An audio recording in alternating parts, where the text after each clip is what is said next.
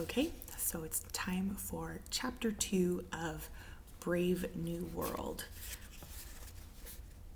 Mr. Foster was left in the decanting room. The DHC and his students stepped into the nearest lift and were carried up to the 5th floor. Infant nurseries, neo-Pavlovian conditioning rooms, announced the notice board. The director opened a door. They were in a large, bare room, very bright and sunny, for the whole of the southern wall was a single window. Half a dozen nurses, trousered and jacketed in the regulation white viscose linen uniform, their hair aseptically hidden under white caps, were engaged in setting out bowls of roses in a long row across the floor. Big bowls packed tight with blossom.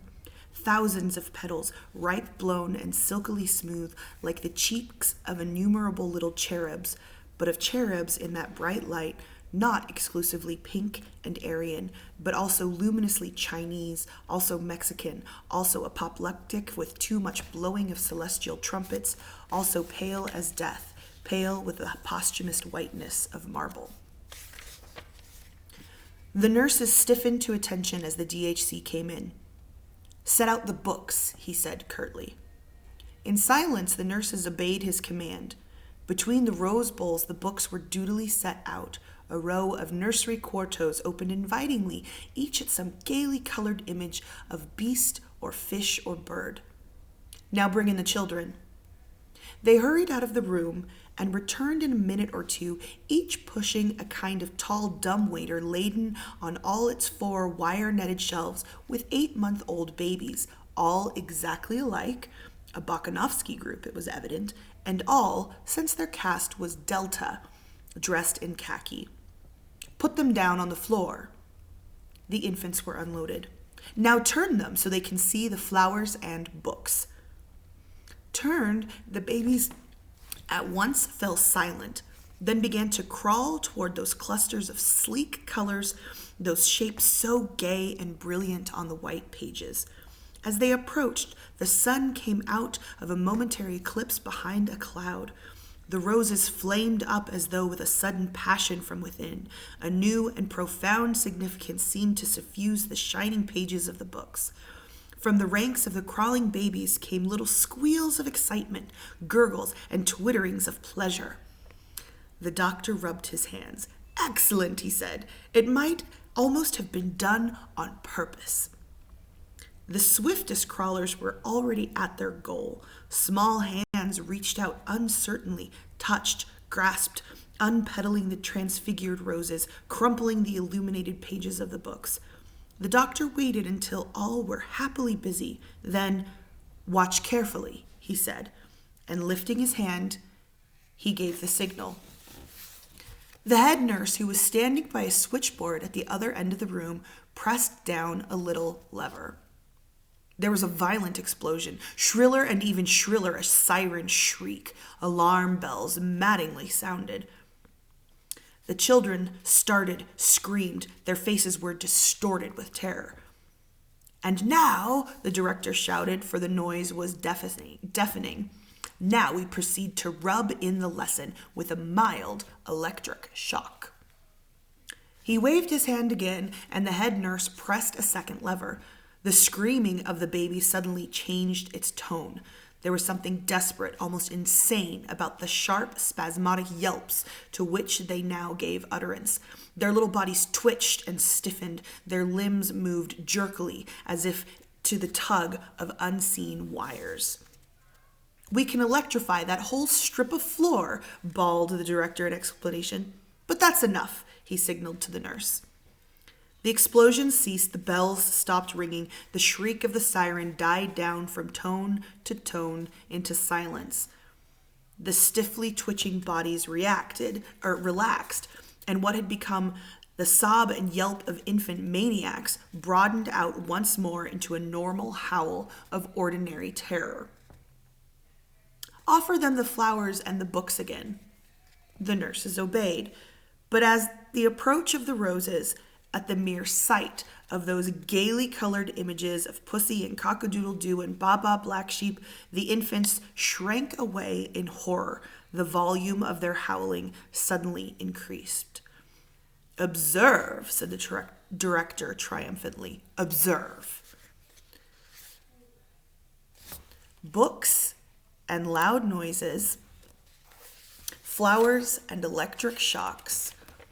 Already in the infant mind, these couples were uncompromisingly linked, and after 200 repetitions of the same or similar lesson would be wedded indissolubly.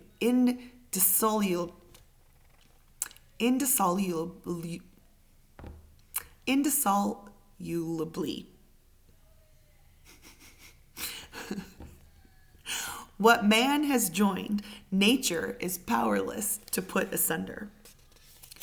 They'll grow up with what the psychologists used to call an instinctive hatred of books and flowers, reflexes unalterably conditioned. They'll be safe from books and botany all their lives. The director turned to his nurses. Take them away again. Still yelling, the khaki babies were loaded onto their dumbwaiters and wheeled out, leaving behind them the smell of sour milk and a most welcome silence. One of the students held up his hand, and though he could see quite well why you couldn't have lower caste people wasting the community's time over books, and that there was always the risk of their reading something which might undesirably decondition one of their reflexes, yet, well, he couldn't understand about the flowers. Why go to the trouble of making it psychologically impossible for deltas to like flowers? Patiently, the DHC explained, if the children were made to scream at the sight of a rose, that was on grounds of high economic policy. Not so very long ago, a century or thereabouts, gammas, deltas, even epsilons had been conditioned to like flowers. Flowers in particular and wild nature in general. The idea was to make them want to be going out into the country at every available opportunity, and so compel them to consume transport. And didn't they consume transport? Asked the student. Quite a lot, the DHC replied, but nothing else. Primroses and landscapes, he pointed out, have one grave deficit. They are gratuitous. A love of nature keeps no factories busy. It was decided to abolish the love of nature, at any rate among the lower classes, to abolish the love of nature, but not the tendency to consume transport. For of course, it was essential that they should keep on going to the country, even though they hated it. The problem was to find an economically sounder reason for consuming transport than a mere affection for primroses and landscapes. It was duly found. We condition the masses to hate the country, concluded the director, but simultaneously we condition them to love all country sports. At the same time, we see to it that all country sports shall entail the use of elaborate apparatus, so that they consume manufactured articles as well as transport, hence those electric shocks. I see, said the student, and was silent, lost in admiration. There was a silence. Then, clearing his throat, once upon a time, the director began, while our Ford was still on earth, there was a little boy called Reuben Rabinovich. Reuben was the child of Polish-speaking parents. The director interrupted himself. You know what Polish is, I suppose. A dead language. Like French and German, added another student, officiously showing off his learning. And parent? Questioned the DHC. There was an uneasy silence. Several of the boys blushed. They had not yet learned to draw the significant but often very fine distinction between smut and pure science. One at last had the courage to raise a hand. Human beings used to be... He hesitated. The blood rushed to his cheeks. Well, they used to be viviparous. Quite right, the director nodded approvingly. And when the babies were decanted, born, came the correction. Well, then they were the parents. I mean, not the babies, of course, the other ones. The poor boy was overwhelmed with confusion.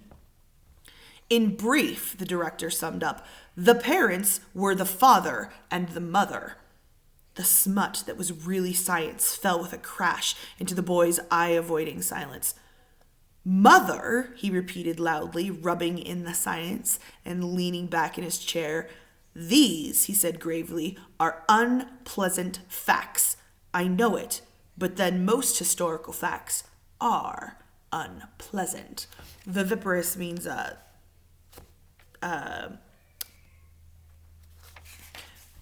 animals. Did I say this already? I can't remember. Viviparous means that it's the ability to bring forth live young that have developed inside the body of the parent. So basically normal reproduction, but live births, okay? And so that is shocking and horrifying to this society because obviously all of their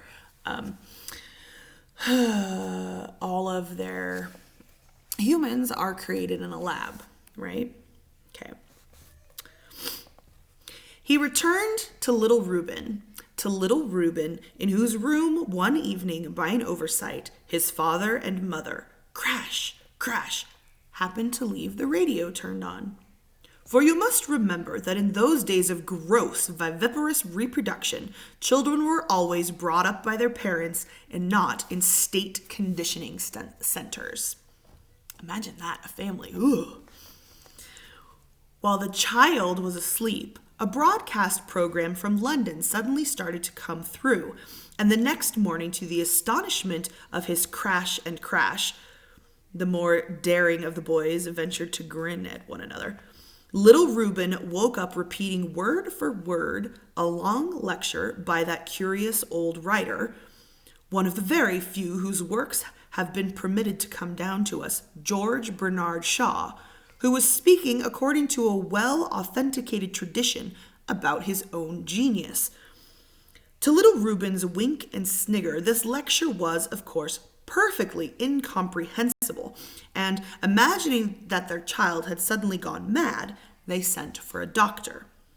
He fortunately understood English, recognized the discourse as that which Shaw had broadcasted the previous evening, realized the significance of what had happened, and sent a letter to the medical press about it.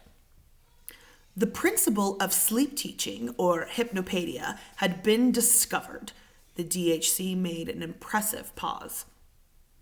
The principle had been discovered, but many, many years were to elapse before that principle was usefully applied. The case of little Reuben occurred only 23 years after our Ford's first Model T was put on the market. Here the director made a sign of the T on his stomach, and all the students reverently followed suit. And yet, furiously the students scribbled, Hypnopaedia first used officially in AF 214. Why not before? 2 reasons. A. These early experimenters, the DHC was saying, were on the wrong track. They thought that hypnopaedia could be made an instrument of intellectual education.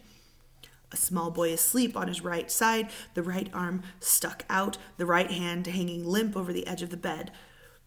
Through a round grating in the side of a box, a voice speaks softly. The Nile is the longest river in Africa and the second in length of all the rivers of the globe. Although falling short of the length of the Mississippi, Missouri, the Nile is at the head of all rivers as regards the length of its basin, which extends through 35 degrees of latitude. At breakfast the next morning, Tommy, someone says, do you know which is the longest river in Africa? A shaking of the head. But don't you remember something that begins, the Nile is the longest river in Africa and the second in length of all the rivers of the globe. The words came rushing out. Although falling short of, well now, which is the longest river in Africa? The eyes were blank. I don't know. But the Nile, Tommy. The Nile is the longest river in Africa, and second, then which river is the longest, Tommy? Tommy burst into tears. I don't know, he howls. That howl, the director made it plain, discouraged the earliest investigators. The experiments were abandoned. No further attempt was made to teach children the length of the Nile in their sleep. Quite rightly, you can't learn a science unless you know what it's all about. Whereas, if they'd only started on moral education, said the director, leading the way towards the door, the students followed him, desperately scribbling as they walked and all the way up in the lift. Moral education, which ought never, in any circumstances, to be rational. Silence, silence, whispered a loudspeaker as they stepped onto the 14th floor, and silence, silence, the trumpet mouths indefatigably repeated at intervals down every corner. The students and even the director himself rose automatically to the tips of their toes. They were alphas, of course, but even alphas have been well conditioned. Silence, silence. All of the air of the 14th floor was sibilant with the categorical imperative. 50 yards of tiptoeing brought them to a door which the director cautiously opened. They stepped over the threshold into the twilight of a shuttered dormitory. 80 cots stood in a row against the wall. There was a sound of light, regular breathing and a continuous murmur as of very faint voices remotely whispering. A nurse rose as they entered and came to attention before the director. "What's the lesson this afternoon?" he asked. "We had elementary sex for the first 40 minutes, she answered, but now it's switched over to elementary class consciousness. The director walked slowly down the long line of cots. Rosy and relaxed with sleep, 80 little boys and girls lay softly breathing. There was a whisper under every pillow. The DHC halted and, bending over one of the little beds, listened attentively. Elementary class consciousness, did you say? Let's have it repeated a little louder by the trumpet. At the end of the room, a loudspeaker projected from the wall. The director walked up to it and pressed a switch. All wear green, said a soft but very distinct voice, beginning in the middle of a sentence. And Delta children wear khaki. Oh no, I don't want to play with Delta children. And Epsilons are still worse. They're too stupid to be able to read or write. Besides, they wear black, which is such a beastly color. I'm so glad I'm a beta. There was a pause, then the voice began again. Alpha children wear gray. They work much harder than we do because they're so frightfully clever. I'm really awfully glad I'm a beta because I don't work so hard. And then we are much better than the gammas and deltas. Gammas are stupid. They all wear green, and delta children wear khaki. Oh no, I don't want to play with delta children, and epsilons are still worse. They're too stupid to be able. The director pushed back the switch. The voice was silent. Only its thin ghost continued to murmur from beneath the 80 pillows. They'll have that repeated 40 or 50 times more before they wake, then again on Thursday, and again on Saturday, 120 times, 3 times a week for 30 months, after which they go on to a more advanced lesson. Roses and electric shocks, the khaki of deltas and a whiff of asafoetida, wedded indissolubly before the child can speak. But wordless conditioning is crude and wholesale, cannot bring home the finer distinctions, cannot inculcate the more complex courses of behavior. For that there must be words, but words without reason. In brief, hypnopaedia. The greatest moralizing and socializing force of all time. The students took it down in their little books, straight from the horse's mouth. Once more the director touched the switch. So frightfully clever, the soft, insinuating, indefatigable voice was saying. I'm really awfully glad I'm a beta because... Not so much like drops of water, though water, it is true, can wear holes in the hardest granite. Rather, drops of liquid sealing wax, drops that adhere, encrust, incorporate themselves with what they fall on, till finally the rock is all one scarlet blob. Till at last the child's mind is these suggestions, and the sum of the suggestions is the child's mind. And not the child's mind only, the adult's mind too, all his life long. The mind that judges and desires and decides, made up of these suggestions. But all these suggestions are our suggestions.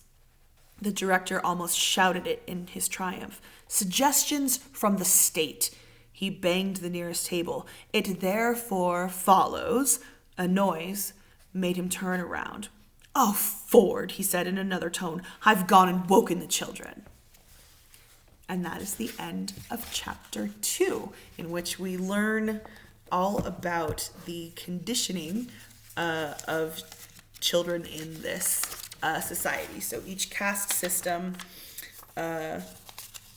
is essentially made to like certain things, to dislike other things, so on and so forth. And you can see the sun has been rising as I've been reading. And so good morning